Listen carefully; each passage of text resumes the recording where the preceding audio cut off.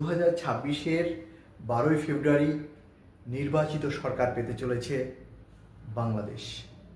হ্যাঁ, যতদূর পর্যন্ত জানা যাচ্ছে বিভিন্ন সংস্থা, বিভিন্ন নিউজ চ্যানেল, বিভিন্ন সোশ্যাল মিডিয়া আমরা যতটুকু তথ্য সংগ্রহ করতে পেরেছি তার উপরে আপনাদের আজকে দেখাতে চলেছি আগামী দিনে কোন দল পেতে চলেছে বাংলাদেশের কুর্সি। বাংলাদেশের মসনদে কে বসতে চলেছে? বিএনপির তারেক রহমান নাকি জামাতের আমির? অবশ্যই আপনাদের সামনে তথ্যমূলক ভিডিও তুলে ধরি আমি, এবং আজকের আলোচনাটা অত্যন্ত অথেন্টিক এবং আপামর বাংলাদেশের মানুষের জন্য মোটামুটিভাবে আপনারা আগাম একটা বার্তা পেতে চলেছেন। তবে একটা সতর্ক বার্তা করে দিচ্ছি, আমি কোনো ভবিষ্যৎবাণী করছি না, আমি কোনো গণক নই। যতটুকু বিভিন্ন নিউজ চ্যানেল, বিভিন্ন সোশ্যাল মিডিয়ার মধ্য দিয়ে দেখতে পাচ্ছি, জানতে পাচ্ছি, তার উপরে বেস করেই আলোচনা করছি। এই যে 12ই ফেব্রুয়ারি নির্বাচন, আপনারা জানেন সেই 5ই আগস্ট ফ্যাসিস্ট সরকারের পতনের পর, ফ্যাসিস্ট এই কারণে বলছি, ফ্যাসিস্ট নির্বাচন করেছে নামমাত্র, মানুষকে গণহারে যেভাবে রাজনৈতিক হিংসাপরায়ণ হয়ে বিভিন্ন আলেম ওয়ালামাগণদের নির্বাসন, জেলে নিক্ষেপ, এমনকি মৃত্যুদণ্ড পর্যন্ত দিয়েছে, সেটা বাংলাদেশের আপামর জনসাধারণ মুখ বুঝে সহ্য করেছে।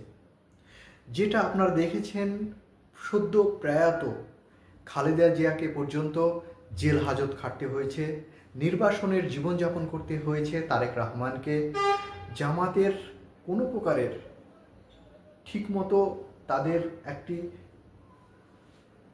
মিছিল পর্যন্ত করতে দেয়নি এই শেখ হাসিনা। কিন্তু রাজনীতি তো এটা নয়। সংবিধান বলছে যে দেশ গণতন্ত্র হবে সেই দেশের প্রত্যেকটা জনগণের সমান অধিকার। সেই দেশের মধ্যে একজন প্রধানমন্ত্রী যিনি, রাষ্ট্রপতি যিনি, তার যতটুকু ক্ষমতা, তার যতটা মত প্রকাশের অবস্থান, ঠিক ততটাই অবস্থান নেবে, অবস্থান নিচ্ছে এই একটি সাধারণ মানুষ। কিন্তু এই সাধারণ মানুষকে গলা টিপে হত্যা করেছে বাংলাদেশের পালিয়ে যাওয়া প্রধানমন্ত্রী শেখ হাসিনা। কিভাবে পালিয়ে গেছে সেটা একদম দিনের আলোতে প্রত্যেকটা মানুষ দেখেছে। এবং নির্বাচনের আগে আওয়ামী লীগকে সম্পূর্ণভাবে নিষিদ্ধ করেছে এই বর্তমানে তত্ত্বাবধায়ক সরকার, ডক্টর ইউনূস সাহেবের সরকার। এই পরিস্থিতির মধ্য দিয়ে যে নির্বাচন, সেই নির্বাচনে সঠিক মানুষকে নির্বাচন না করতে পারলে, সঠিক দলকে আগামী দিনের বাংলাদেশের ক্ষমতায় না বসাতে পারলে আবারও কি একটা ফ্যাসিস্ট সরকার পেতে চলেছে বাংলাদেশ? এই ভয় কিন্তু আপামর জনসাধারণের মধ্যে। তাই সব সময়কার জন্য চুলচেরা বিশ্লেষণ করছে বাংলাদেশের আপামর জনসাধারণ। বিভিন্ন চায়ের দোকানে বসে, বিভিন্ন স্কুল কলেজ, চায়ের ঠেকায়, ক্লাবগুলোতে বসে আগুন পোয়াতে পোয়াতে নিশ্চয় তারাও আলোচনা করছে যে আগামী দিনে ভোটটাকে আমরা দাঁড়িপাল্লায় দেব, নাকি আগামী দিনের ভোটটা আমি ধানের শীষে দেব। এই নিয়ে বিস্তর তর্ক, বিস্তর আলোচনা তাদের মধ্যে চলছে, কিন্তু এখনো পর্যন্ত ঠিক করে উঠতে পারছে না।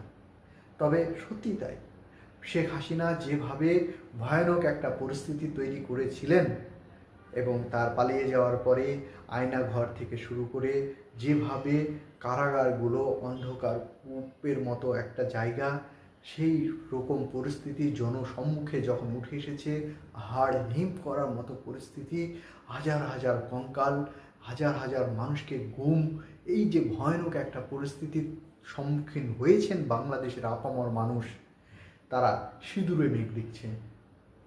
আগামী দিনে বিএনপি ক্ষমতায় আসার পরে এইরকম পরিস্থিতি করবে না তো? আগামী দিনে জামাত ক্ষমতায় আসার পরে আপামর জনসাধারণের উপরে রাজনৈতিক প্রতিহিংসা পরায়ণ হয়ে উঠবে না তো? তবে এখানে বলা বাহুল্য, জামাত কিন্তু রীতিমতো ঘোষণা করেছে তার 5টি দফা। 5 দফার ভিতরে প্রথম 1 নম্বর দফা যেটা বলেছেন যে রাজনীতি এবং অর্থাৎ পলিটিক্যাল যে দল ক্ষমতায় যাবে সেটা আমি যাই, যদি আমরা যাই অর্থাৎ জামাত যদি ক্ষমতায় যায়, তাহলে রাজনীতি সঙ্গে সাধারণ মানুষের যে কোর্টের যে আইনের যে অধিকার তার সঙ্গে কোনো প্রকারের সম্পর্ক থাকবে না। এই পয়েন্টটা কিন্তু অত্যন্ত একটি শক্ত পয়েন্ট। কেন শক্ত পয়েন্ট বলছি? গোটা বিশ্বের বিভিন্ন দেশের কোর্ট, ইভেন বিভিন্ন দেশের সুপ্রিম কোর্টগুলি পর্যন্ত পক্ষপাত দুষ্ট। কেন পক্ষপাত দুষ্ট বলছি আপনারা জানেন, একটি উদাহরণ দিলে বুঝতে পারবেন। পাকিস্তানের ইমরান খান কিভাবে তাকে রাজনৈতিক প্রতিহিংসা পরায়ণ হয়ে জেলের ঘানি টানতে হচ্ছে, তার দীর্ঘদিনের জেলের শুনানি, তাকে যেভাবে জেল খাটাচ্ছে সম্পূর্ণ রাজনৈতিক প্রতিহিংসা। তার ন্যায় বিচার কতটুকু হয়েছে বাংলাদেশ নয়, পাকিস্তান নয়, সারা পৃথিবীর মানুষ প্রশ্ন সম্মুখীন হচ্ছে এই মুহূর্তে, যে একজন প্রাক্তন প্রধানমন্ত্রী যাকে এই রকমভাবে সারা জীবন কারাবাসে পাঠানো হয়েছে, তার আইডিওলজি, তার দেশের প্রতি সিম্প্যাথি, তার বিগত দিনে দেশকে কি দিয়েছে ইত্যাদি ইত্যাদি কোনো প্রকারের আলোচনা না রেখে তারা সম্পূর্ণভাবে রাজনৈতিক প্রতিহিংসার জন্য ইমরান খানকে জেলে নিক্ষেপ করে রেখেছে। যদি বলি ভারতের কথা, আপনারা জানেন দিল্লির যে একটি দাঙ্গা, সেই দিল্লির দাঙ্গাকে কেন্দ্র করে উমর খালিদ নামে একজন শিক্ষিত ভদ্রলোক মানুষকে দীর্ঘদিন প্রায় 5 বছরের বেশি জেলে পুরে রেখেছে। তার কোনো বিচার করেনি, তাকে এখনো পর্যন্ত দোষী না নির্দোষ ট্রায়াল পর্যন্ত তার হয়নি। তাহলে নিশ্চয় এটা বলতে হয় ভারতবর্ষের রাজনীতি এবং কোর্টগুলি সব সময়কার জন্য রাজনীতি দ্বারা প্রভাবিত হচ্ছে। সেই জায়গায় দাঁড়িয়ে আমাদের প্রতিবেশী দেশ বাংলাদেশের যে জামাতের প্রধান, তিনি বলেছেন, জামাতে আমির বলেছেন যে আগামী দিনে যদি আমরা ক্ষমতায় আসি তাহলে কোনো প্রকারের রাজনীতির সঙ্গে একটা সাধারণ মানুষের কোর্টের যে সমস্যা কখনো পক্ষপাত দুষ্ট করবে না। এটা সম্পূর্ণ আলাদা বিষয়, সম্পূর্ণ সংবিধানের উপরে নির্ভর করে চলবে।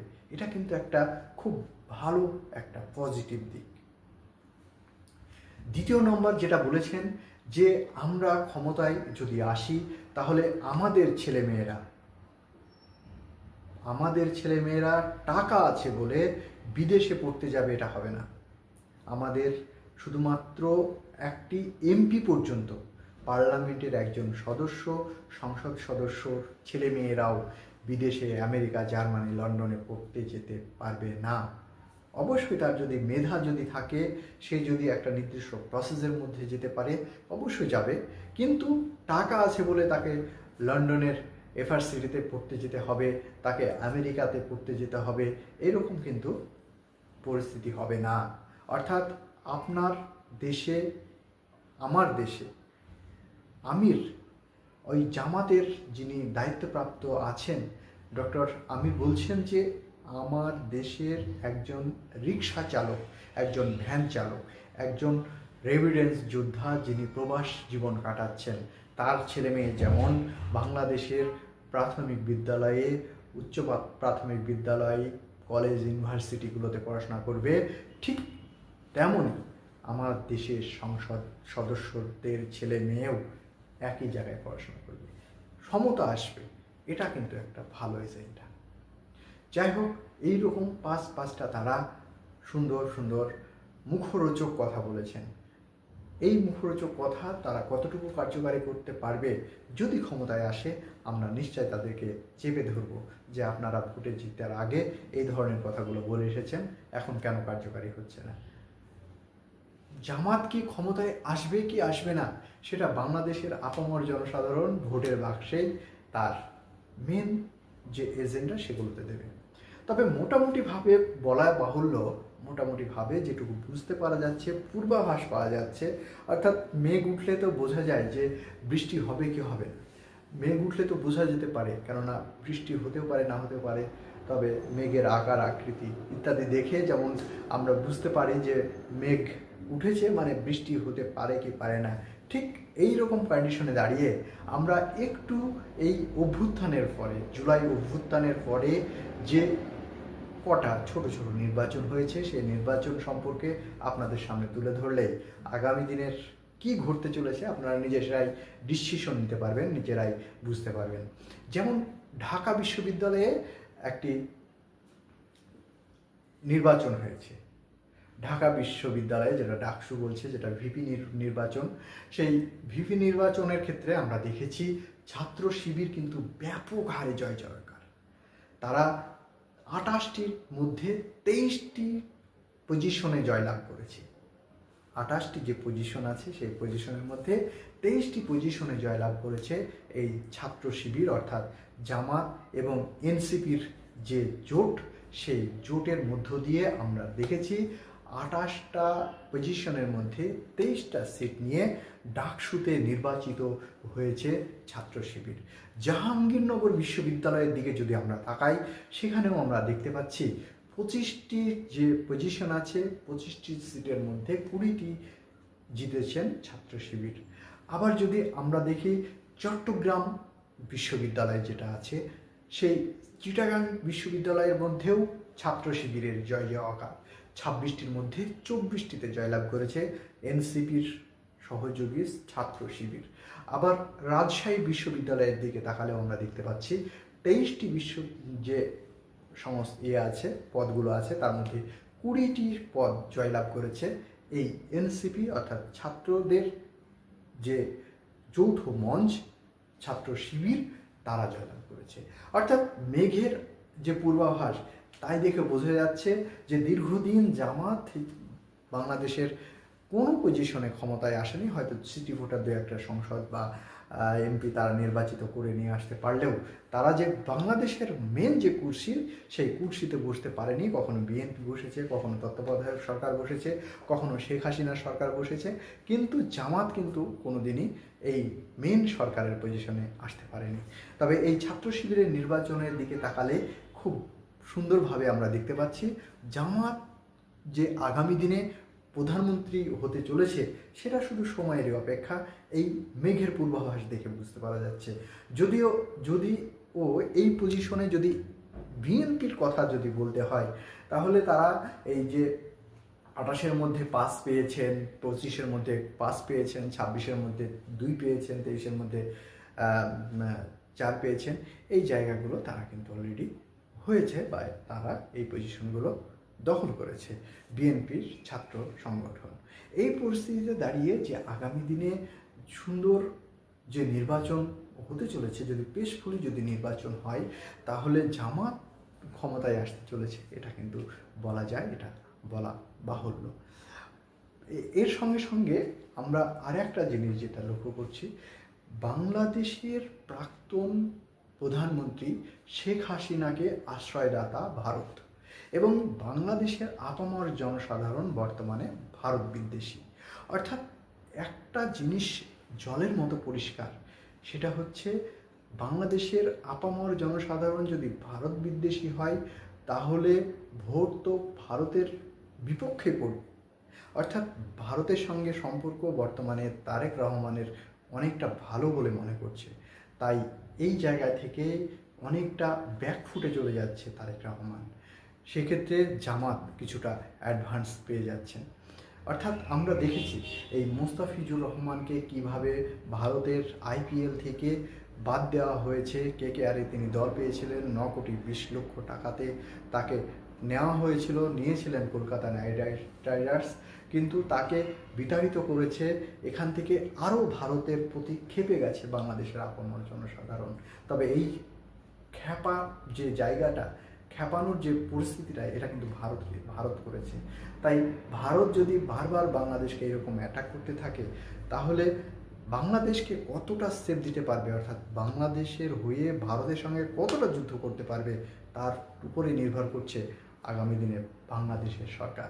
তাই সেই নির্ভরতাকে অনেকটা আমরা লক্ষ্য করে দেখতে পাচ্ছি আগামী দিনে জামাত ক্ষমতায় আসলেই বাংলাদেশের আপামর মানুষ মনে করছে ভারতের সঙ্গে চোখে চোখ রেখে যুদ্ধ করতে পারবে, চোখে চোখ রেখে চলতে পারবে, বর্ডারে তারা রক্ষা করতে পারবে বিডিআর বাহিনী, এবং তারা বাংলাদেশ একটি সার্বভৌমত্ব দেশ, তারা স্বতন্ত্র স্বাধীন একটা দেশ, তাদের সমস্ত কিছু সিদ্ধান্ত নেওয়ার অধিকার বাংলাদেশের আছে, তাই মনে করে জামাত এবং মনে করে বাংলাদেশের আপামর জনসাধারণ। তাই আমরা এক্ষেত্রেও এগিয়ে রাখছি সেই জামাত শিবিরকে।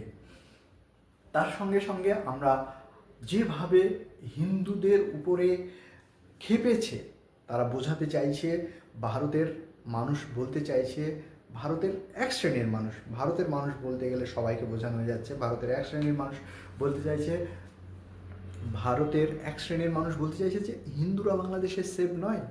কিন্তু আমরা লক্ষ্য করে দেখেছি জামাতের একজন ক্যান্ডিডেট, অর্থাৎ একজন প্রার্থী, সংসদ প্রার্থী পর্যন্ত হিন্দু রেখেছেন সেখানে। সেক্ষেত্রে আমরা দেখছি বিভিন্ন ধরনের মন্দিরগুলোতে পর্যন্ত পাহারা দিয়েছে এই ছাত্র দল।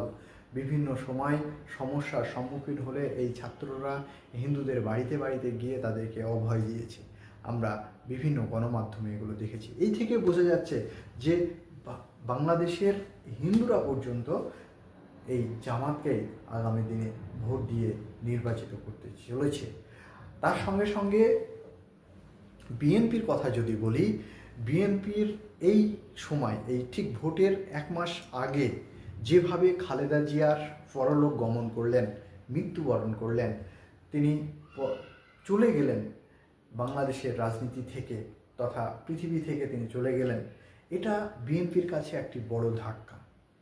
তিনি বিছানায় শয়িত অবস্থায় আইসিইউতে থাকলেও তার যে ইমেজ আমরা তার মৃত্যুতে দেখতে পেয়েছি, তাকে হাজার হাজার মানুষ, লক্ষ লক্ষ কোটি কোটি বাংলাদেশের আপামর জনসাধারণ বুকের রক্ত ঢেলে দিয়েছে কান্না কাটিতে। কিভাবে রাস্তাতে একদম জ্যাম হয়ে গেছে, গোটা পৃথিবীতে কোনো মহিলার জানাজাতে এত সংখ্যক জনসংখ্যা কখনো বাংলাদেশ তথা বিশ্বের মানুষ দেখেনি, এত জমায়েত।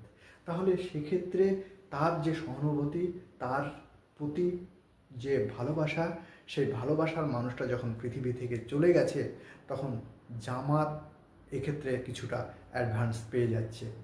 স্বাভাবিকভাবে তারেক রহমান কিছু সংখ্যা সিট জিতলেও ক্ষমতা ধরে রাখতে পারবে বলে মনে করছে না এক শ্রেণীর রাজনীতিবিদরা।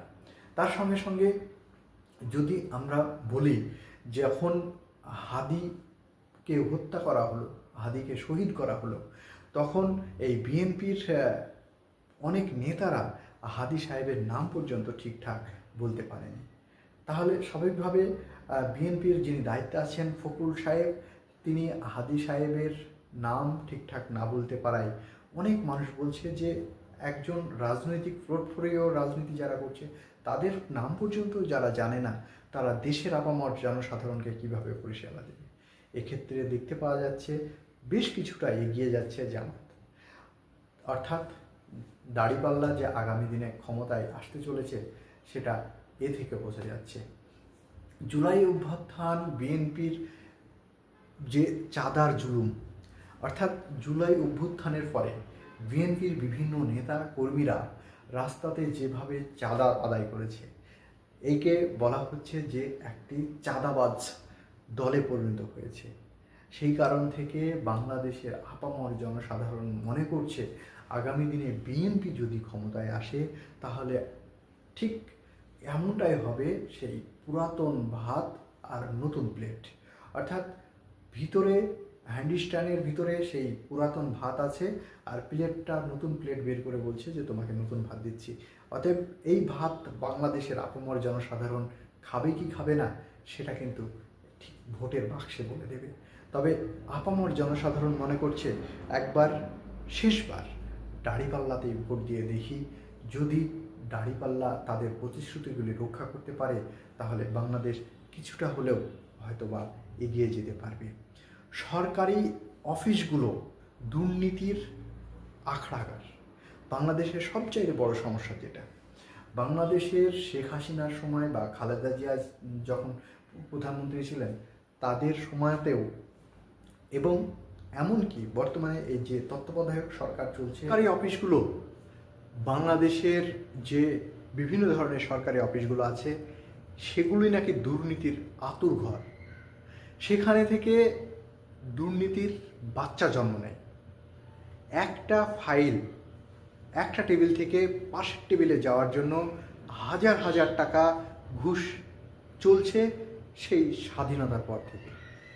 আক্ষেপ করে শেখ মুজিব তো বলেইছিলেন যে পাকিস্তান সবগুলোই নিয়ে গেছে, কিন্তু কিছু চোর বাংলাদেশে রেখে গেছে। সেই চোরগুলোই বর্তমানে ডাকাতে পরিণত হয়েছে। সেই ডাকাতদের ছেলেমেয়েরা আজকে বিভিন্ন অফিস আদালতে চাকরি করছে, আর তারা একটা অফিসে একটা টেবিল থেকে আরেকটি টেবিলে ফাইল যাওয়ার জন্য হাজার হাজার টাকা ঘুষ নিচ্ছে। এই ঘুষের দেশ, এই ঘুষের রাজনীতি, এই ঘুষের টাকা সব রাজনৈতিক নেতারা ভাগ পায়। এই আঁতুড়ঘরকে ভাঙতে পারবে কি জামাত, নাকি বিএনপি আবারও ক্ষমতায় এসে এই আঁতুড়ঘরগুলোতে আবারও দুর্নীতিবাজদের জন্ম হার বাড়িয়ে দেবে? এটাই দেখার বিষয়। আর কয়েকদিনের পরে, আর মাসখানেক পরেই আমরা দেখতে পাব আগামী দিনে বাংলাদেশের ভাগ্য আকাশে বাজিমাত করবে কে, জামাত নাকি বিএনপি। এদিকে কিছু সংখ্যক মানুষ তো বলছে যে বিএনপি ক্ষমতায় আসতে চলেছে। বিশেষ করে ভারতের পৃষ্ঠপোষকতায় যারা বন্দি থাকতে চাইছে, আওয়ামী লীগের ফিরে যাওয়া কিছু বাচ্চা কাচ্চা এখনো পর্যন্ত আছে যারা বাংলাদেশে, তারা বলছে যে বিএনপি ক্ষমতায় আসলে বাংলাদেশের পরিস্থিতি জামাতের চাইতে ভালো হবে, তাই তারা বিএনপিকেই ক্ষমতায় নিয়ে আসতে চাইছে। আবার কিছু আওয়ামী লীগ যারা এই চিঠিফোঁটা আছে তাদের মধ্যে জামাতের আশ্রয় নিয়েছে যারা, তারা বলছে যে না, এতদিন পর্যন্ত আমরা যে বাংলাদেশ দেখে এসেছি, এই বাংলাদেশকে আমূল পরিবর্তন করতে পারে একমাত্র জামাত। তাই জামাতের আমির আগামী দিনে যদি প্রধানমন্ত্রী হয়, তাহলে বাংলাদেশের ভাগ্য আকাশে নতুন সূর্য পাবে, এবং হাসনাত আবদুল্লাহ এবং সজীব ভুইয়াদের মতো যেরকম নতুন তরুণ প্রজন্মের নেতারা আছে, এবং পুরাতন যে সমস্ত জামাতের নেতারা আছে, নতুন এবং পুরাতনের সংমিশ্রণে বাংলাদেশ তার ইতিহাসে জামাতই প্রধানমন্ত্রীর পদ অলঙ্কৃত করতে চলেছে। তবে কিছু মানুষ বিএনপির তারেক রহমানকেও চাইছে। তবে আমরা অপেক্ষা করব, চোখ রাখবো বাংলাদেশের রাজনীতিতে আগামী দিনের ক্ষমতায় কোন দল আসছে। ভালো থাকবেন, সুস্থ থাকবেন। এতক্ষণ পর্যন্ত আমার ভিডিওটি ধৈর্য ধরে দেখার জন্য অসংখ্য ধন্যবাদ।